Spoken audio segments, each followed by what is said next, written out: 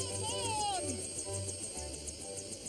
There's nothing to worry about. We just go up and down the coast, taking shots of all the fancy houses and blow them up and flog them to the owners. No one can resist an aerial shot of their own house. What do you need me for? You're my assistant. I don't want to go up in a helicopter. I do not wish to be in this unnatural machine.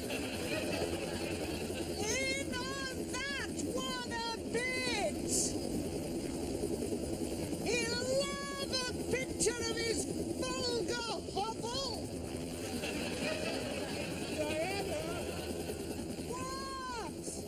can we go down now? No, certainly not. I might have died 10 minutes ago. Just a few more pictures. Is this fun? No, it isn't.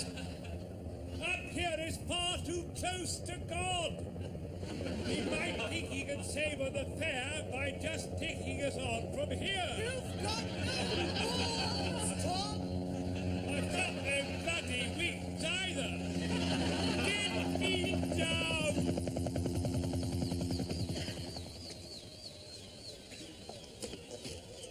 You all right? Oh, Tarmac. How wonderful to see you. I'll never leave you again. Oh, my knees. God. What's this? The gang's all here.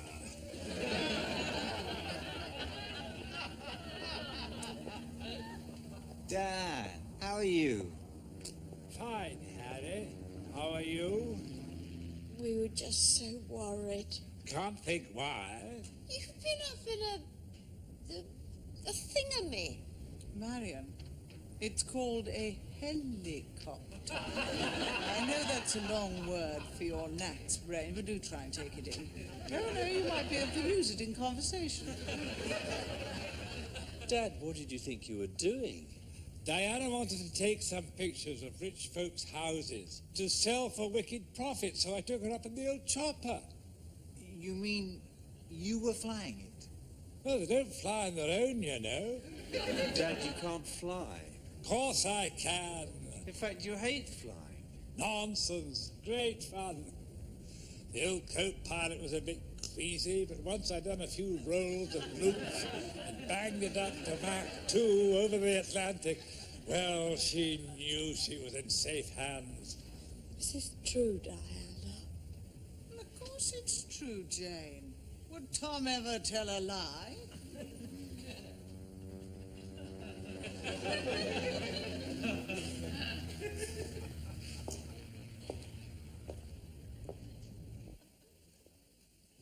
Certainly dark in here.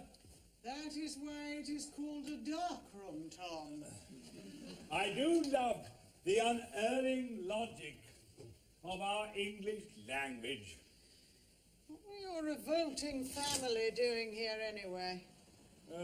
Geoffrey wanted me to sign a petition. Oh, my God, not another petition. I hate petitions. It's all right, it's got nothing to do with you. Let them fight their own battles. We didn't ask them to fight our battles. They weren't alive for half of them. That's no excuse.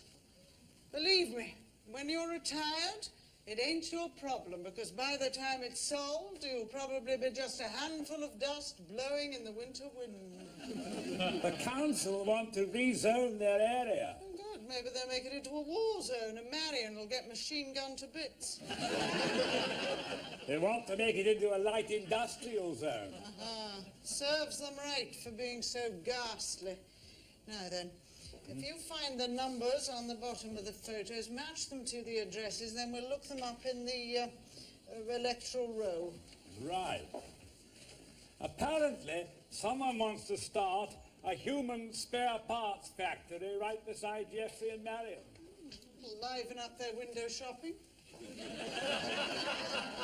Could be quite handy, I suppose, for when we start falling to bits. Do you mind?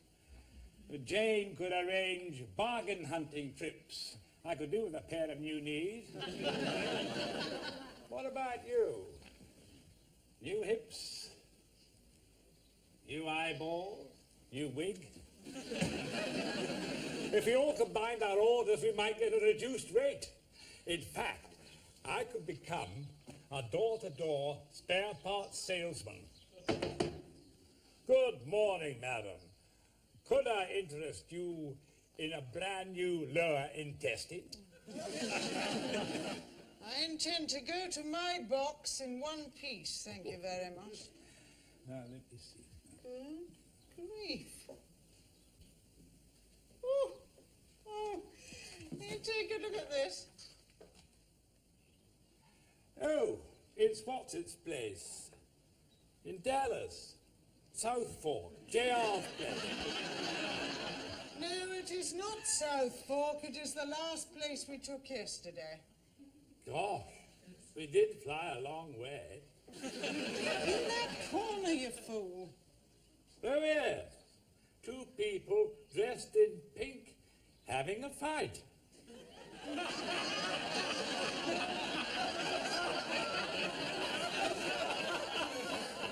Oh, goodness. Two people still in the pink, but definitely not fighting. Knotting and gendering like toads in a cistern. Sounds disgusting. Who said that? Shakespeare. Dirty old man. Oh, Shakespeare? No, not Shakespeare. This fella. It's not J.R. And that's certainly not Sue Ellen. This is not Sue Ellen. Sue Ellen is dark. And this, if I'm not very much mistaken, is a 6-bottle peroxide blonde trollop. Well, I'll have to airbrush them out. Nobody's going to want to buy a photo of their place with the gardener and the au pair at it, hammer and tongs all over the croquet lawn. Guess what? I can only wish you luck with the zoning thing, Geoffrey. Oh, there's a Yeah. Range Rover out there. It's covered in balloons. Geoffrey, I'm sorry. I'm going to have to say goodbye. Yes, I'm sorry, Geoffrey. Goodbye, Geoffrey. Bye-bye. Oh, that'll be Fergie Ferguson, the local political power broker. Now, look, Jane, I need to impress this man. I've got some ambitions that way myself. I need to show him that I'm also a person of power. Oh, you are, Harvey. I find you very powerful. Here's a little trick, Jane. Something to show your natural sense of superiority.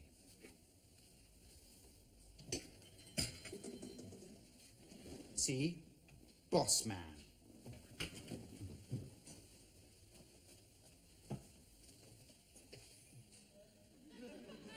Underdog. Whoever sits in this seat, Jane, is in the position of the supplicant. Power seating, I call it. Oh, you are clever, Harvey. Yes, I am, aren't I? Now remember your body language, Harvey. Head back, shoulders up. Hello, Mr. Mr. Baines, Ferguson. can Good I to see you Mr. Ferguson. now? Hello, Mr. hope you Ferguson. can. Great to see you. Hello, Fergie. Good to see you. Good to see you. Do sit down. Thank you, Harvey.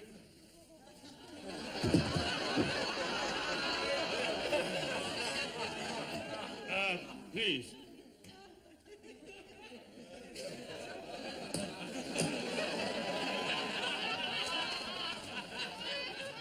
So how are things in the cut and thrust world of local politics, Ferg?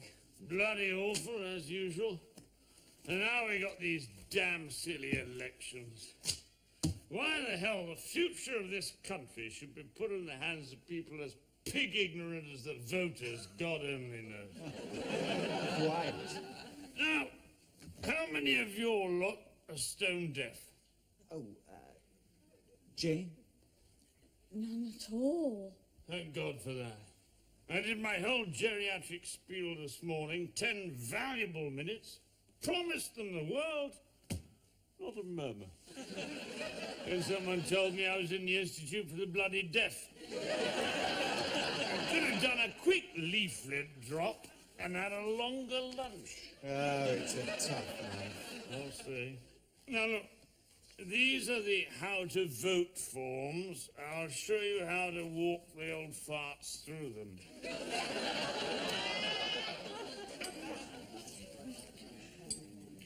Everything okay, Miss Trent? There's not enough strychnine in the soup. Oh, Johnny.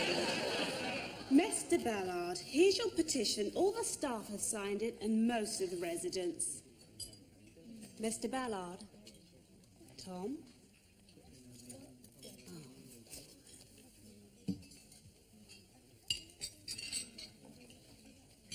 You away, Tom? No, I'm still here. Penny? What? Penny, for your thoughts. I was thinking about sex. Give me my penny back.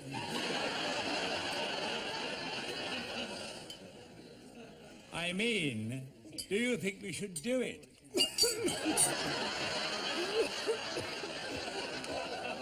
I'm sorry, I didn't mean, should we do it together?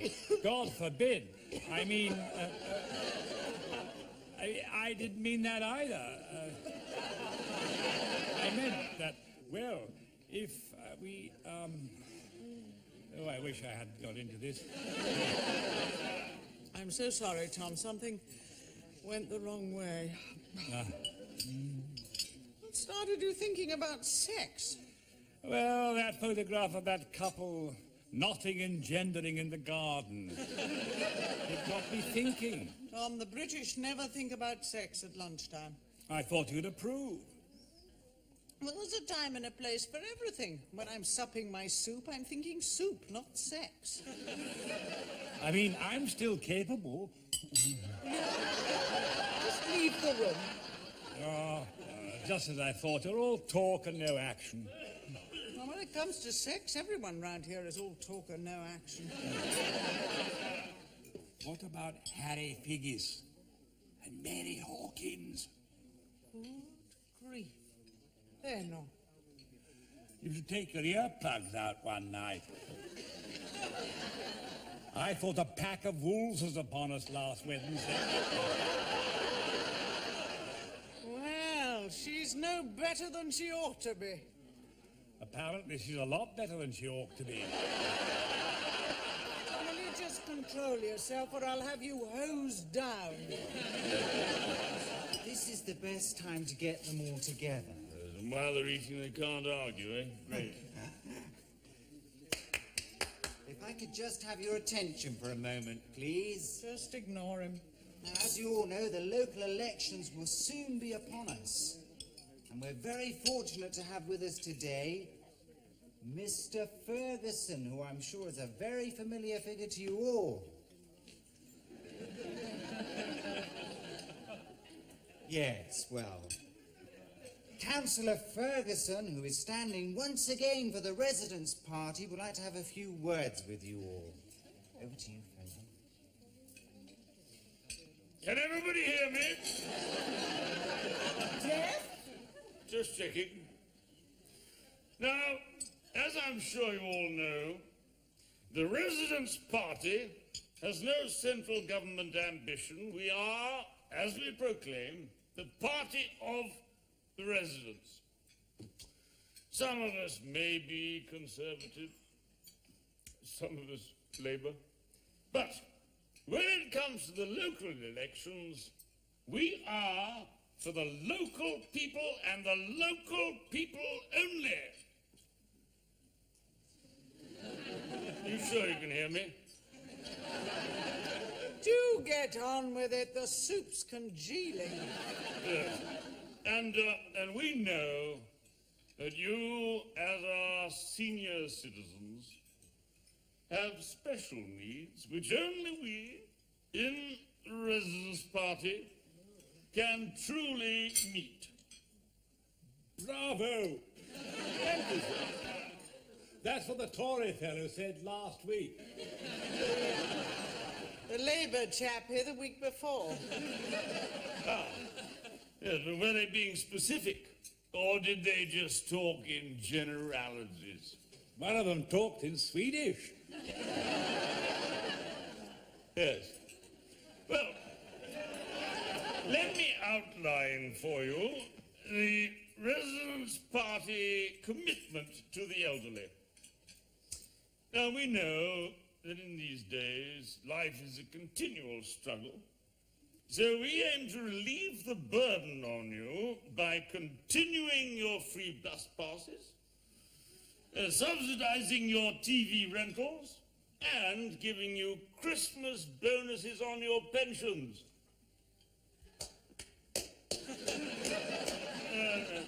I knew you'd be wild about our program. Any questions?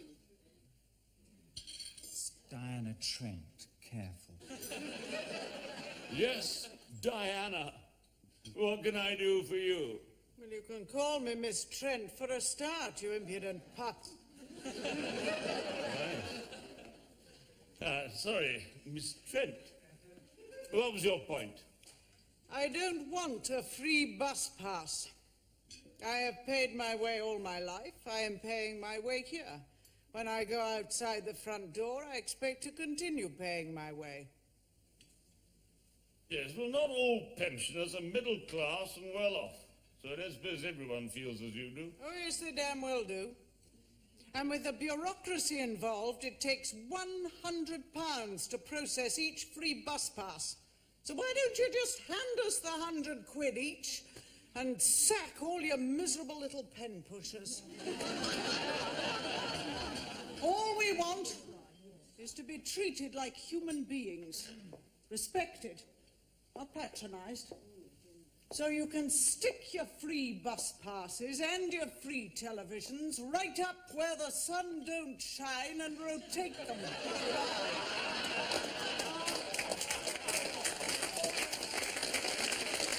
I had 20 votes when I came in here. Now she's got them. I am sorry. No. I think she's wonderful. I wish she'd been my nanny.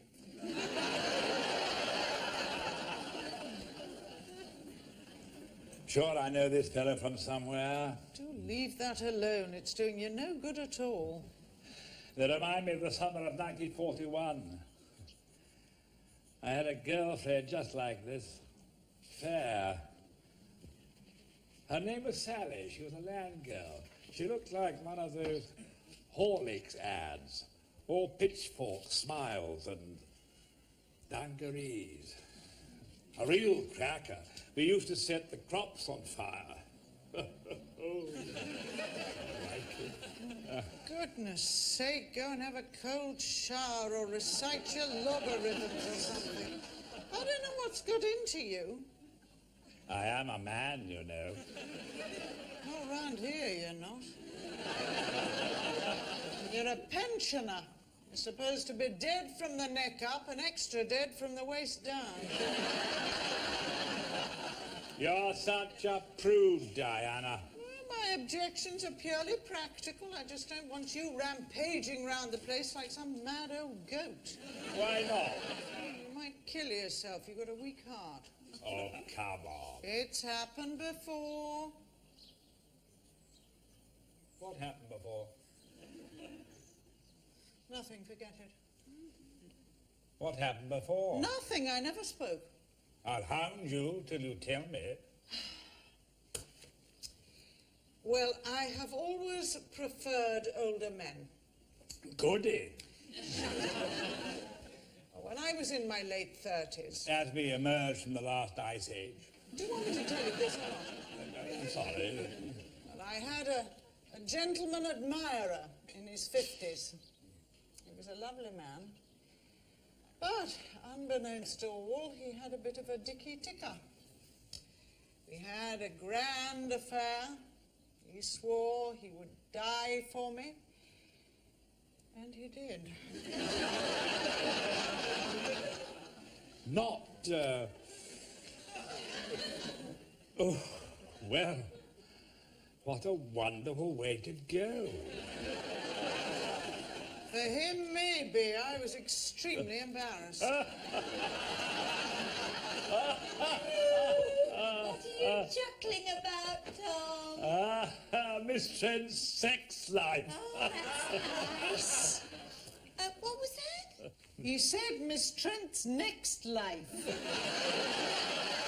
You believed in the next life? I don't even believe in this life, Jane. Can we please change the subject?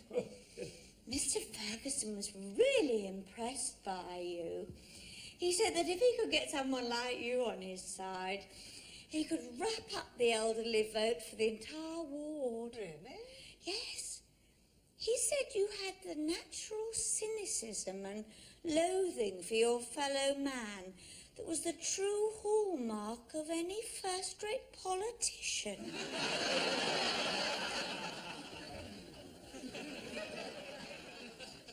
I don't understand, Geoffrey. The other day when you came over here, you were weeping and wailing about the wicked developers raping your beautiful countryside. But now things are changed.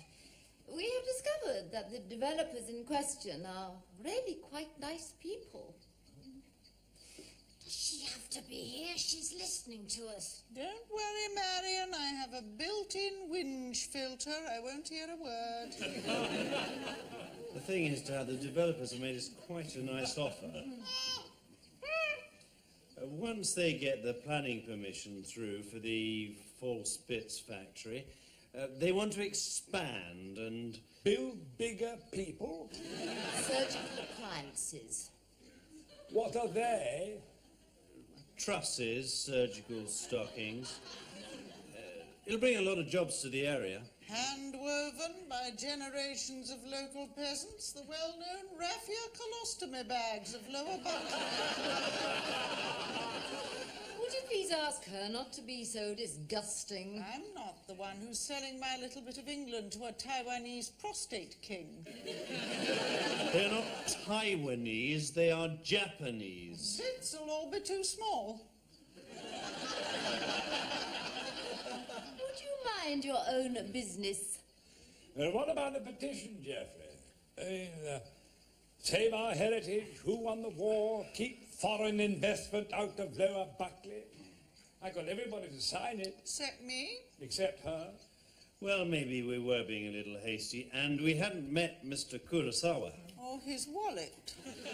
Where are you going to move to? There. Where? That place over there. You see, you can just see its roof. It's very big, lots of garden, and best of all, it's right next door to you. And it's a wonderful bargain. No one else wants to live close to an old folks' home. We'll be right in your back pocket. The kids can come over. You can babysit for us. We can have barbecues, mahjong.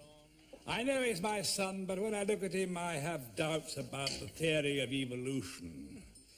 He's such a dull dinosaur. Somewhere along the line, he's had a severe charisma bypass. The thought of him wandering over the hill every 10 minutes to discuss his children's hamsters, real ales, and do-it-yourself shelving. Oh, God. From which cliff do the local lemmings throw themselves off? I'm just surprised that Marion will allow herself within spitting distance of either of us. Ah, well, the place was a bargain, and a bargain ignites a primeval fire in Marion's loins. Apparently, she could only achieve orgasm during the Harrods sales.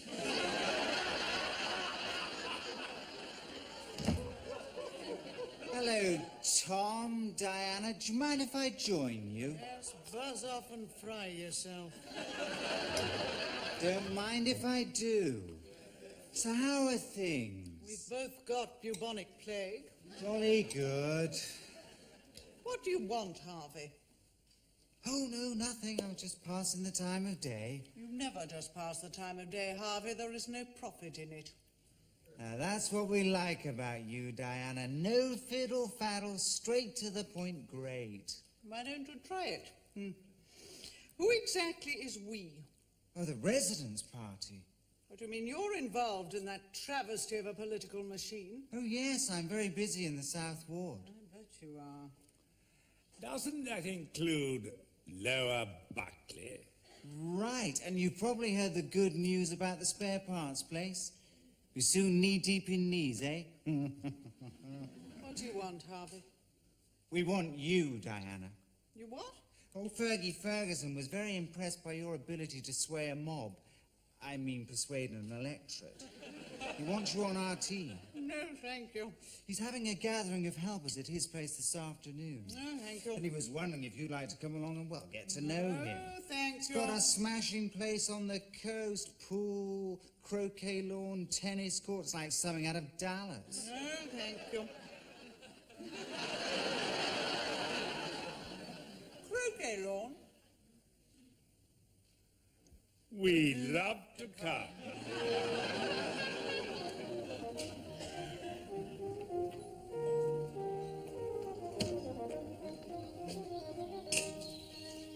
Hello. You must be the au pair. Oh, how did you guess?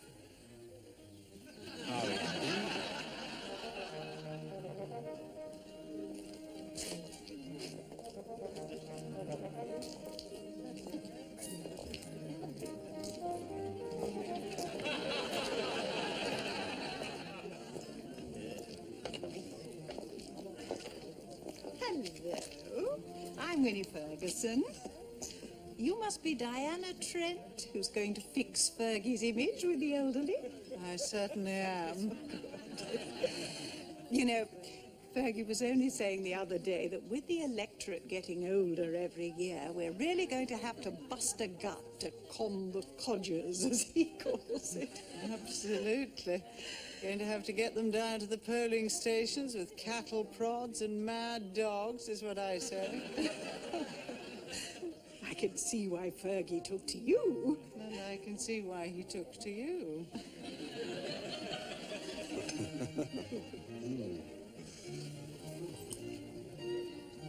What are they doing here?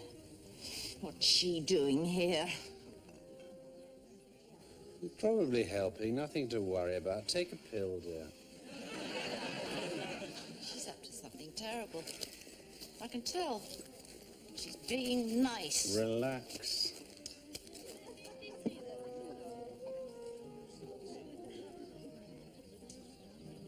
Hello, dears. Well, who's this little chappie then? Dad, this is Mr. Kurosawa of Kurosawa Prosthetics. Oh, the spare parts man. How do you do? How do you do? 1, 2, 3, 4. Just checking you haven't borrowed it. Could you fit people with wheels instead of legs and a decent gearbox? Go away. Righto. Wheels. Good idea. Hello. Jolly good having you girls in our country. Oh, thank you. There isn't a gardener here, is there? Oh, no. Mr. Ferguson does all the gardening. He's very good in the garden. Oh, I'm glad to hear that. I'm sure that I could do wonders for your campaign, Mr. Ferguson. Super. Do call me Fergie. Just 1 or 2 little points I'd like to iron out first. Oh, hello, Tom. Hello. Just telling the councillor how we'd like to have a wee chat with him. Oh, fine. Fire away. You can go about your duties, Ingrid. Oh, no, do let Ingrid stay.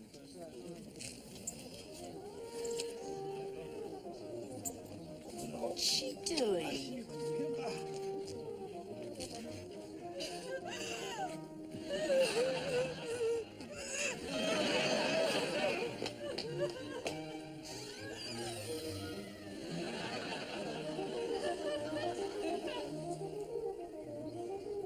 Excuse me. Oh, go away, you horrid little short person.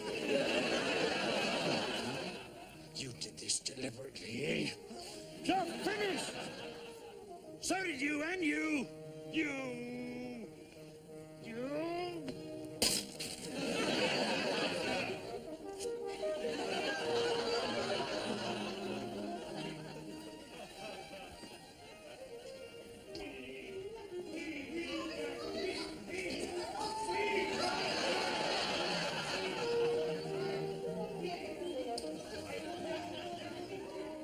lovely day for it.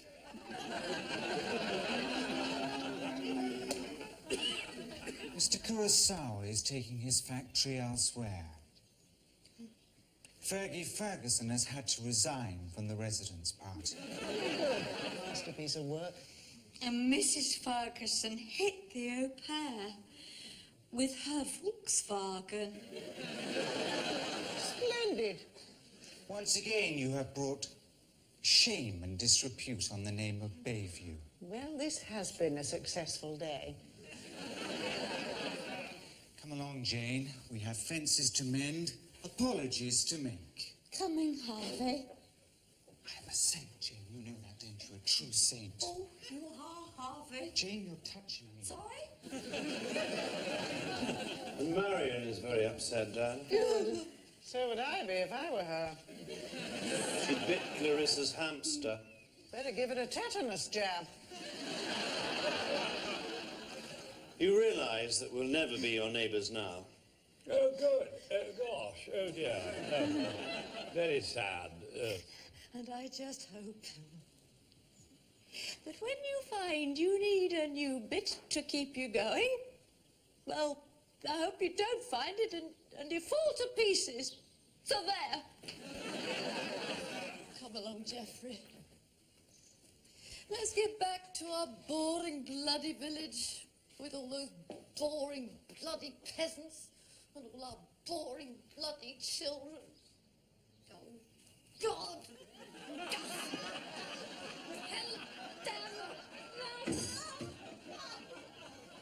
I think she's a bit upset. I'd better go to her. She'll be all right, Geoffrey. Give her a couple of aspirin, slip her under a bus. Soon fix her. Right, Ada. What? Goodbye, Geoffrey. Bye, Dad.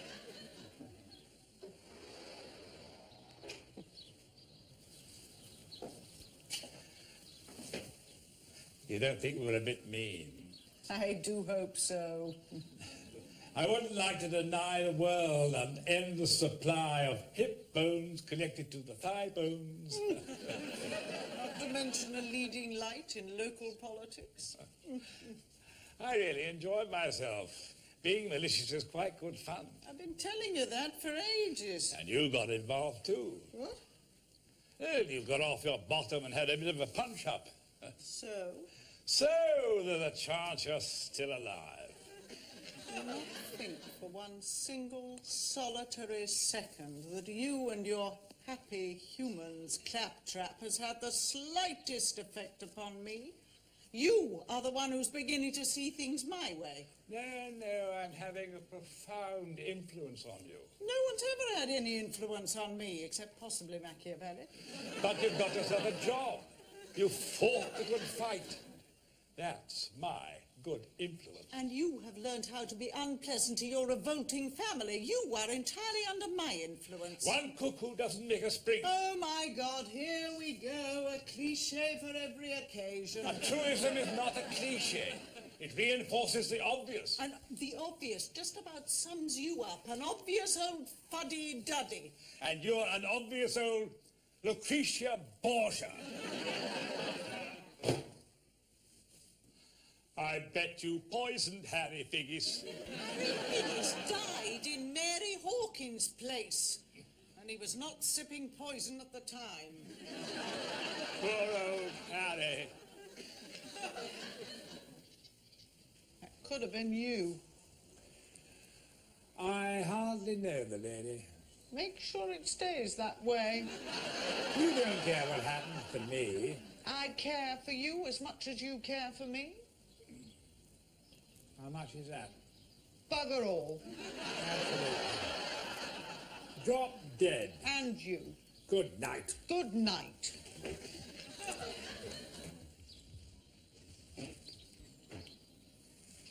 Fancy a cup of gin? Good idea.